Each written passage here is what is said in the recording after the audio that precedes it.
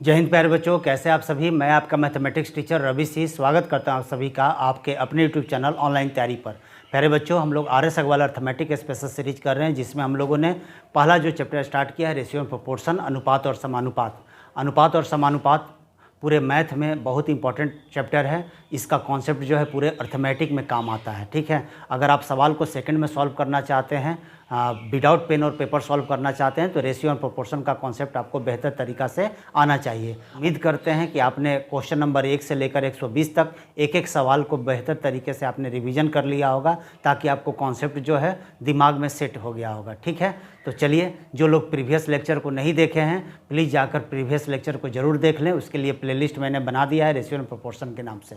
तो चलिए आज का सेशन स्टार्ट करते हैं, बिना देर किए हुए शुरू से शुरुआत करते हैं। और आप किसी भी गवर्नमेंट एग्जाम की तैयारी करते हैं, मैथ से आपको डरना नहीं है। मैथ आप सेकंडों में बनाइएगा, पलक झपकते आप सवाल का आंसर दीजिएगा। कंडीशन क्या है कि आप एक एक सवाल को जिस तरह से मैं बता रहा हूं, आप पीछे पीछे क्या कीजिए, 2 बार 4 बार उसे रिवीजन कीजिए, तो आपका क्या होगा, वो कॉन्सेप्ट दिमाग में बिल्कुल फिट हो जाएगा। ठीक, चलिए आज का पहला सवाल लेते हैं। Question number 121। क्वेश्चन नंबर 121 क्या कह रहा है कि दो संख्याओं के अंतर, योगफल तथा गुणनफल का अनुपात 1:7:24 है, तो इन संख्याओं का गुणनफल कितना होगा। बहुत इंपॉर्टेंट सवाल है, काफ़ी बार आपके परीक्षा में पूछा गया है। तो आइए इस सवाल को बेहतर तरीके से सीखते हैं, बहुत आसान तरीक़ा से सीखते हैं।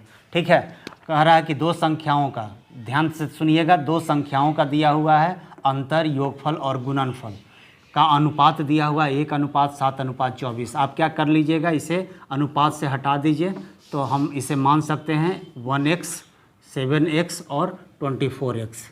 ठीक है, अब आप देखिएगा कि अगर दो संख्याओं का अंतर दिया रहे और योगफल दिया रहे, तो यहाँ से अब हम बड़ी संख्या और छोटी संख्या को निकाल सकते हैं डायरेक्ट, विदाउट इक्वेशन को सॉल्व किए हुए। ठीक है, बड़ी संख्या और छोटी संख्या, बड़ी संख्या निकालना है तो क्या करेंगे, योगफल और अंतर को जोड़ देंगे, यानी 7x और 1x कितना हो जाएगा, जोड़ने पर 8x, और इसको 2 से डिवाइड कर देंगे तो कितना हो जाएगा 4x। ठीक है, और इसी तरह से छोटी संख्या को निकालना है, दो संख्याओं का योगफल दिया रहे, अंतर दिया रहे। छोटी संख्या अगर आपसे पूछा जाए तो क्या कीजिएगा, योगफल में से अंतर को घटा दीजिएगा, यानी 7x में से x गया तो कितना बच गया 6x, और इसे 2 से डिवाइड कर देंगे। ठीक है, तो क्या हो जाएगा 3x। यहाँ से आपका बड़ी संख्या निकल गया और छोटी संख्या निकल गया। अब अकॉर्डिंग टू क्वेश्चन क्या करेंगे, दोनों संख्याओं का गुणनफल कितना दिया हुआ है 24x। अब इसका सहारा लेंगे, दोनों संख्या आपके पास है 4x और 3x, यानी दोनों को जब गुना करते हैं, ठीक है, तो आपके पास कितना आ जाता है गुणनफल 24x। अब देखिए यहाँ से हम x और x कैंसिल कर देंगे, और 4 तिहाई 12 दूनी 24, यानी 2 बार में कट जाएगा, यानी x का मान क्या आ गया 2 आ गया। अब x का मान पता चल गया। आपसे सवाल क्या पूछा जा रहा है कि इन संख्याओं का गुणनफल कितना होगा, तो गुणनफल कितना दिया हुआ है 24x, 24, और x का मान हमने क्या लाया है 2, तो 24 गुने 2 कितना होता है 48। अब देखिए यही सवाल का आपका आंसर है, ऑप्शन नंबर सी में दिया हुआ 48, यानी option number C is the right answer. आइए नेक्स्ट क्वेश्चन को देखते हैं, क्वेश्चन नंबर 122 को। क्वेश्चन कह रहा है कि तीन संख्याओं का योग 64 है। संख्याओं का योग कितना है, तीन संख्या है और तीनों का योग कितना दिया हुआ है 64। नियत राशि है, इसको हम अंश के रूप में लिखेंगे, यानी ऊपर में लिखेंगे, और नीचे यानी हर में हम क्या लिखेंगे, तीनों संख्याओं का अनुपात में जो वैल्यू होगा उसको जोड़ कर लिखेंगे, क्योंकि योग का तुलना योग से। ठीक है, तो हमारा पहला काम क्या होगा कि तीनों संख्याओं का अनुपात ज्ञात। जो सवाल दिया है उसमें स्टेटमेंट को अच्छे तरह से हम रीड करेंगे, और उसमें देखेंगे कि तीनों संख्याओं के बारे में क्या रिलेशन दे रहा है। तो कह रहा है कि पहली संख्या तथा दूसरी संख्या का अनुपात 3:5 है। मान लीजिए पहली संख्या a है और दूसरी संख्या b है, तो दोनों में अनुपात कितना दिया हुआ है 3:5, और दूसरी संख्या और तीसरी संख्या के बीच अनुपात दिया हुआ है आपका 5:8। अब यहाँ से हमको क्या ज्ञात करना है, a/b/c।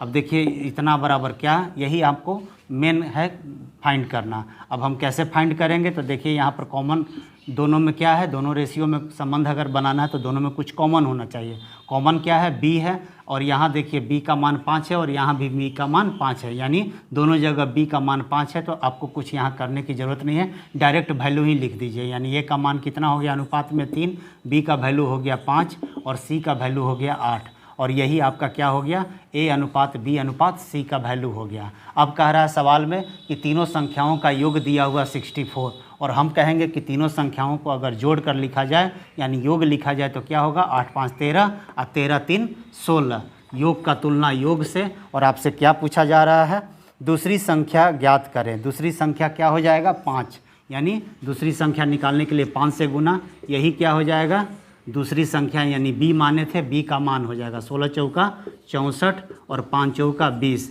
और यही देखिए आपका सवाल का आंसर हो जाएगा। देखिए कितना आराम से बन जा रहा है। अभी हम समझा कर आपको बना रहे हैं, जब आप इसका रिवीजन 2 बार 4 बार कर लीजिएगा तो ये सब सवाल जो है ओरली बनता है, विदाउट पेन और पेपर। ठीक है, डायरेक्ट सवाल देखिएगा और आंसर आप मन में ही निकाल सकते हैं। तो इसका आंसर कितना आ गया, 20। ऑप्शन में है क्या 20, तो ऑप्शन नंबर ए में 20 है, यानी A is the right answer.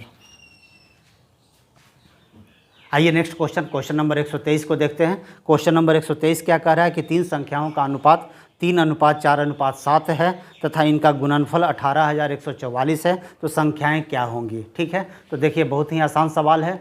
गुणनफल दिया हुआ है तीन संख्या का और तीनों का संख्या का अनुपात दिया हुआ 3:4:7 और गुणनफल कह रहा है 18,144। तो गुणनफल का तुलना गुणनफल से कर देंगे। अनुपात में गुणनफल कितना होगा, तो 3 × 4 × 7, और तीन संख्या तो क्या कर देंगे, क्यूब रूट कर देंगे। और क्या निकालना है, बगल में गुना करेंगे। तो क्या निकालना है, तो संख्याएं क्रमशः क्या होंगी, तो पहली संख्या निकालना है तो 3 से गुना, दूसरी संख्या निकालना है तो 4 से गुना, और तीसरी संख्या निकालना है तो 7 से गुना। ठीक है, यही आपको करना है। पहले इसको सॉल्व कर लें। तो देखिए 3 × 4 × 7 से अगर हम 18,144 को काटेंगे तो ये 216 बार कट जाएगा, और 216 का अगर क्यूब रूट निकालेंगे तो कितना आ जाएगा, 6। ठीक है, तो 6 × 18, 6 चौका 24 और 7 42, यही आपका क्या होगा, संख्याएं हो जाएंगी। संख्या क्या हो जाएगी, 18, 24 और 42। ऑप्शन नंबर सी में दिया हुआ है, तो option number C is the right answer. 216 बाहर निकलेगा तो कितना बनकर निकलेगा, 6 का क्यूब होता है 216। नहीं याद है तो इसे याद कर लीजिएगा। क्यूब 1 से लेकर 15 तक और स्क्वायर 1 से 30 तक आपको बहुत काम देने वाला है, और टेबल कम से कम 1 से लेकर 30 तक आपको टेबल याद करना है, तब आपका जाकर कैलकुलेशन बहुत अच्छा हो जाएगा। तो यहाँ देखिए डायरेक्ट दिया हुआ 216, तो इसका क्यूब रूट क्या हो जाएगा, 6। ठीक है, और 6 का गुना 3 से करेंगे तो 18, 6 का गुना 4 से करेंगे तो 24, और 6 का गुना 7 से करेंगे तो 42। आइए प्यारे बच्चों, हम लोग नेक्स्ट क्वेश्चन को देखते हैं। Question number 124। क्वेश्चन नंबर 124 का स्टेटमेंट क्या कह रहा है कि एक संख्या का 40% दूसरी संख्या के 3/5 के बराबर है, तो पहली संख्या का दूसरी संख्या से अनुपात क्या है। बहुत आसान सवाल है, बेसिक का सवाल है। कह रहा है कि दो संख्या है, तो पहली संख्या को a मान लिया और दूसरी संख्या को b। तो पहली संख्या का 40% जो है दूसरी संख्या के 3/5 के बराबर है। तो आपको क्या करना है, या तो इसको प्रतिशत है तो फ्रैक्शन में बदल लीजिए, या ये फ्रैक्शन में है तो इसको प्रतिशत में बदल दीजिए। ट्रेडिशनल मेथड से हम बनाने का कोशिश नहीं करेंगे। तो हम इसको लिख सकते हैं a का 40% बराबर है b का, और देखिए 1/5 का मान होता है प्रतिशत में 20%, तो 3/5 का मान कितना हो जाएगा, 60%। यहाँ भी 3 गुना किया है तो यहाँ भी हम क्या करेंगे, 3 गुना।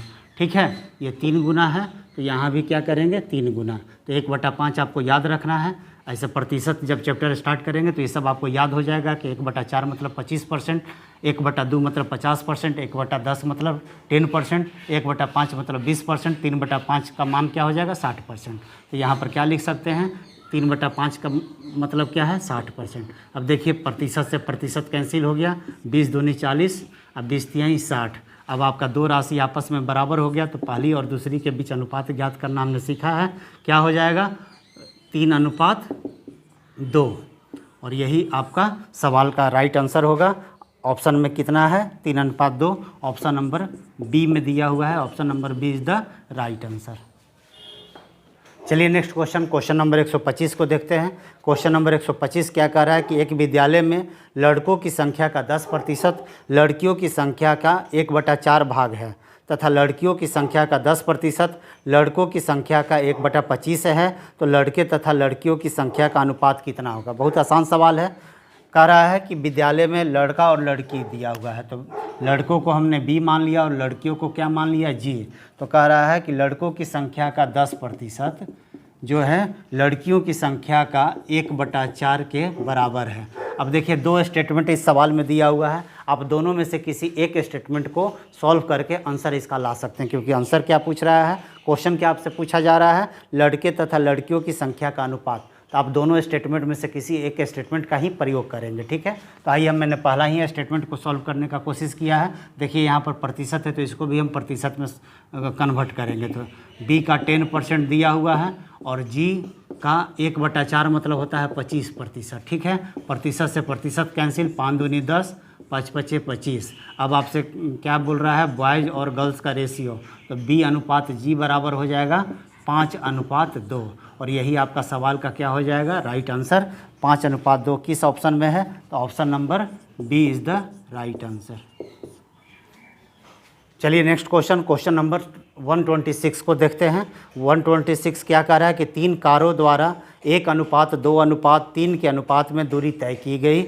यदि यात्रा के समय का अनुपात 3:2:1 हो तो उनकी चालों का अनुपात क्या होगा। देखिए ये एक्चुअल जो सवाल है ये टाइम डिस्टेंस का सवाल है। टाइम, स्पीड और डिस्टेंस जब आपको पढ़ाएंगे, समय, दूरी और चाल, उसमें आपको ये कॉन्सेप्ट जानने को मिलेगा। लेकिन चलिए अनुपात में दे दिया है, क्योंकि हमको उस चैप्टर से उतना ज़्यादा मतलब नहीं है, बेसिक फार्मूला आपको केवल मालूम होना चाहिए, बाकी अनुपात का ही हम सहारा लेंगे। मान लीजिए 3 कार जो है ए, बी और सी, क्या दिया हुआ है, दूरी का अनुपात दिया हुआ है 1:2:3, दूरी का अनुपात दिया हुआ है और समय का अनुपात दिया हुआ 3:2:1, 3:2:1, ठीक है, 3:2:1।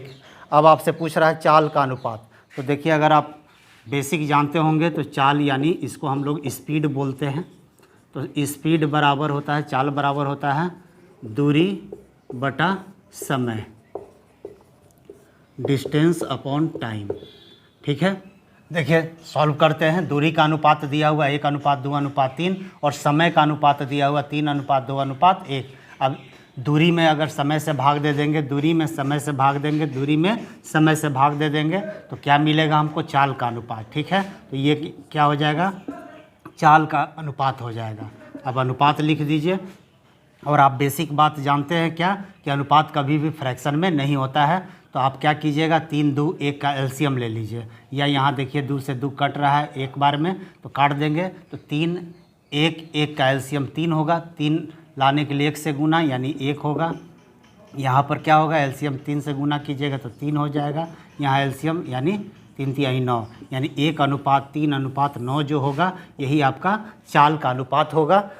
और देखिए सवाल को हमने केवल फार्मूला का यूज किया, बाकी सब रेशियो का ही सहारा लिया। रेशियो पूछ ही रहा था, चाल का अनुपात पूछ रहा था, तो आप क्या कीजिएगा, दूरी को समय में भागा दे दीजिएगा, यानी ऊपर जो है दूरी को लिखिएगा और नीचे में समय से भाग दे दीजिएगा। जो अनुपात बनकर तैयार होगा वो किसका अनुपात हो जाएगा, चाल का। यही आपका सवाल का आंसर होगा। क्या दिया हुआ है, 1:3:9। ऑप्शन नंबर बी में दिया हुआ है 1:3:9 यानी option number B is the right answer. जो लोग नहीं जानते हैं इस फार्मूला को थोड़ा ध्यान में रखिएगा। आगे चलकर एक चैप्टर आपको पढ़ना है, टाइम, स्पीड एंड डिस्टेंस, समय, दूरी एवं चाल। उसमें आपको फिर से ये सब फार्मूला यूज होगा। ऐसे हम उम्मीद करते हैं कि ये सब आप लोग क्लास 8-7 में भी पढ़े होंगे, तो आपको कोई टेंशन नहीं है। बहुत बड़ा फार्मूला नहीं है, रॉकेट साइंस नहीं है, ठीक है। तो आप इस फार्मूला को दिमाग में रखिएगा और उसी से ये सवाल बन जाएगा, ठीक है। आइए नेक्स्ट क्वेश्चन नंबर 127 को देखते हैं। क्वेश्चन नंबर 127 क्या कह रहा है कि जितने समय में एक खरगोश 5 छलांग लगाता है उतनी देर में एक कुत्ता 3 छलांग लगाता है। यदि कुत्ते की 1 छलांग में तय की गई दूरी खरगोश की 3 छलांग में लगाई गई दूरी के बराबर हो तो कुत्ते और खरगोश की चालों का अनुपात ज्ञात करें, ठीक है। तो देखिए यहाँ पर 2 चीज़ है, एक कुत्ता है जिसको हम लोग डी मान लें, डॉग, और एक खरगोश है, रैबिट, आर से डिनोट कर देते हैं। अब देखिए कह रहा है कि जितने समय में, यानी यहाँ पर समय क्या है, कांस्टेंट। तो याद रखिएगा अगर समय यानी टाइम कांस्टेंट हो जाए, ठीक है, कांस्टेंट हो जाए तो जो चाल होता है वो समानुपाती होता है दूरी के, यानी डिस्टेंस जो होता है डायरेक्टली प्रोपोर्शनल टू स्पीड होता है। ये आपको याद रखना होगा कि जब समय कांस्टेंट हो जाए, समय दोनों के लिए समान हो जाए, तो जो चाल का अनुपात होगा वही दूरी का अनुपात होगा, या जो दूरी का अनुपात होगा वही चाल का अनुपात होगा। इसी कॉन्सेप्ट को हम लोग यहाँ यूज करेंगे। अब देखिए यहाँ पर कह रहा है कि जितने समय में एक खरगोश 5 छलांग लगाता है उतनी ही देर में एक कुत्ता 3 छलांग, कुत्ता कितना छलांग लगाता है 3, और खरगोश कितना छलांग लगाता है 5। अब एक छलांग में कितना दूरी तय करेगा, दूरी का अनुपात हम निकाल लेंगे और वही क्या हो जाएगा, चाल का अनुपात। आगे स्टेटमेंट दे रहा है कि यदि कुत्ते की एक छलांग में, कुत्ता की एक छलांग में तय की गई जो दूरी है वो खरगोश के 3 छलांग में लगाई गई दूरी के बराबर है, ठीक है। तो यहाँ से हम क्या करेंगे, एक छलांग में तय की गई दूरी का अनुपात निकाल लेंगे। यहाँ से D/R निकाल लेंगे तो क्या हो जाएगा 3/1, यानी कुत्ता जो है एक छलांग में तीन दूरी तय करता है और कुत्ता कितना छलांग लगा रहा है 3, एक छलांग में 3 दूरी, तो 3 छलांग में 3 तिहाई 9। और ये रैबिट के बारे में, यानी खरगोश जो है एक छलांग में 1 दूरी तय कर रहा है तो 5 छलांग में 1 से गुना, और यही जो अनुपात होगा ये दूरी का अनुपात हो गया, और यही हमारा क्या हो जाएगा, चाल का अनुपात। यानी कुत्ता और खरगोश के चालों का अनुपात क्या हो जाएगा 3 तिहाई 9/5, और यही आपका सवाल का क्या हो जाएगा, सही जवाब होगा 9/5। ऑप्शन नंबर बी में दिया हुआ है, तो option number B is the right answer. चलिए नेक्स्ट क्वेश्चन नंबर 128 को देखते हैं। क्वेश्चन नंबर 128 क्या कह रहा है कि एक परीक्षा में परवीन तथा विजय के प्राप्तांकों का अनुपात 4/5 है, जबकि विजय तथा सुरेश के प्राप्तांकों का अनुपात 3/2 है। परवीन तथा सुरेश के प्राप्तांकों का अनुपात क्या होगा। देखिए बहुत आसान सवाल है। एक परीक्षा में परवीन और विजय, परवीन को P से हम डिनोट कर दें और विजय को V से, तो दोनों के अंकों का अनुपात क्या दिया हुआ है 4/5। और आगे कह रहा है कि विजय तथा सुरेश, विजय तथा एस से सुरेश मान लिए, तो विजय और सुरेश के बीच प्राप्तांकों का अनुपात कितना है 3/2। अब आपसे क्या पूछा जा रहा है सवाल, प्रवीण तथा सुरेश के प्राप्तांकों का अनुपात क्या होगा, प्रवीण तथा सुरेश। अब देखिए फर्स्ट टर्म और लास्ट टर्म का अनुपात पूछ रहा है, तो आपके लिए बहुत आसान सवाल है। क्या करेंगे, फर्स्ट टर्म, दोनों के फर्स्ट टर्म को आपस में गुना कर देंगे और सेकंड लास्ट टर्म को भी आपस में गुना कर देंगे, और यही जो अनुपात होगा फर्स्ट टर्म और लास्ट टर्म यानी प्रवीण और सुरेश के प्राप्तांकों का अनुपात हो जाएगा। अब कटता है तो काट दीजिए, 2 से 4 2 बार में कट जाएगा, यानी 3 दूनी 6/5, और यही आपका सवाल का क्या हो जाएगा राइट आंसर 6/5। किस ऑप्शन में है, तो option number C is the right answer. आइए नेक्स्ट क्वेश्चन नंबर 129 को देखते हैं। क्वेश्चन नंबर 129 क्या कह रहा है कि एक परीक्षा में अंशुल ने अंग्रेजी में विज्ञान से दुगने अंक लिए। अंग्रेजी, विज्ञान तथा गणित में उसके कुल प्राप्तांक 180 थे। यदि अंग्रेजी तथा गणित में उसके प्राप्तांकों का अनुपात 2/3 हो तो विज्ञान में उसके प्राप्तांक कितने हैं। ठीक है, तो चलिए देखिए अनुपात दिया हुआ है, थोड़ा स्टेटमेंट को बेहतर तरीक़ा से पढ़िएगा। तो कह रहा है कि अनुपात क्या कह रहा है कि विज्ञान से दुगने अंक लाया है अंग्रेजी में। ठीक है, अंग्रेजी में विज्ञान से दुगना, तो विज्ञान में अगर 1 तो अंग्रेजी में कितना लाएगा 2। और फिर कह रहा अंग्रेजी तथा गणित में, अंग्रेजी तथा गणित यानी मैथ मान लिए m, और इसका अनुपात दिया हुआ है 2/3। अब आपको क्या निकालना है, साइंस, इंग्लिश और मैथ का अनुपात निकालना है कि क्या होगा। तो देखिए सवाल बहुत आसान है, इंग्लिश कॉमन है दोनों में, और यहाँ भी वैल्यू क्या है दोनों में सेम है, तो अनुपात वही होगा जो दिया हुआ है, यानी साइंस का 1, अंग्रेजी का 2 और मैथ का 3, यही अनुपात है। अब आपसे क्या कह रहा है कि तीनों मिलाकर उनके प्राप्तांक कितने थे 180, और हम कहेंगे तीनों सब्जेक्ट मिलाकर उनके प्राप्तांक अनुपात में कितने हैं, तो 3 2 5 और 1 6। और आपसे क्या पूछा जा रहा है कि विज्ञान में उसके प्राप्तांक कितने थे, विज्ञान में कितना है 1, यानी 1 से गुना करेंगे, ये आपका साइंस का नंबर आ जाएगा।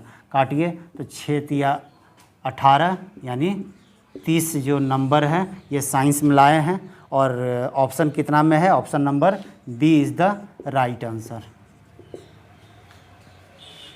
आइए आज का अंतिम सवाल को लेते हैं, क्वेश्चन नंबर 130। क्वेश्चन नंबर 130 क्या कह रहा है कि 5 केले तथा 4 सेवों का मूल्य 3 केले तथा 7 सेवों के मूल्य के बराबर है, तो 1 केला तथा 1 सेव के मूल्यों का अनुपात क्या होगा।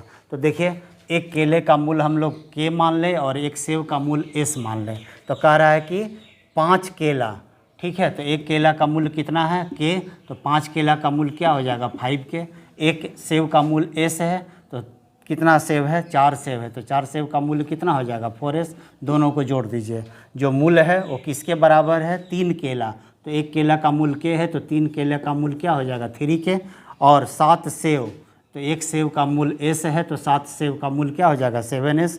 इन दोनों के मूल्य के आपस में बराबर है, ये दोनों का मूल्य क्या है आपस में बराबर है। और यहाँ से हम के और एस का वैल्यू निकाल लेंगे अनुपात में, तो 5 के और 3 के इधर आएगा तो क्या हो जाएगा 2 के, और ये 4s उधर जाएगा यानी साइड चेंज करेगा, तो 7s में से 4s घट जाएगा यानी क्या हो जाएगा 3s, ठीक है। और यहाँ से k अनुपात s निकालेंगे तो क्या हो जाएगा 3:2, और यही आपका सवाल का क्या होगा आंसर, कि एक केला तथा एक सेव के मूल्यों का अनुपात कितना हो जाएगा 3:2, यानी option number A is the right answer. अगर आप चैनल पर नए हैं तो चैनल को सब्सक्राइब कर दीजिएगा और बेल आइकन को ज़रूर प्रेस कर दीजिएगा, ताकि जो भी लेटेस्ट नोटिफिकेशन है आप तक तुरंत पहुंच जाए, सबसे पहले पहुंचे, ठीक है। तो चलिए, इस उम्मीद से कि आपने वीडियो को ज़रूर देखकर फ़ायदा उठाया होगा, तो थोड़ा शेयर लाइक कर दीजिए और अपने मित्रों में इसे फैला दीजिए ताकि सबको फ़ायदा हो सके। तो चलिए, हम आज का सेशन को यहीं पर ख़त्म करते हैं, मिलते हैं अगले सेशन में। तब तक के लिए take care, love you all.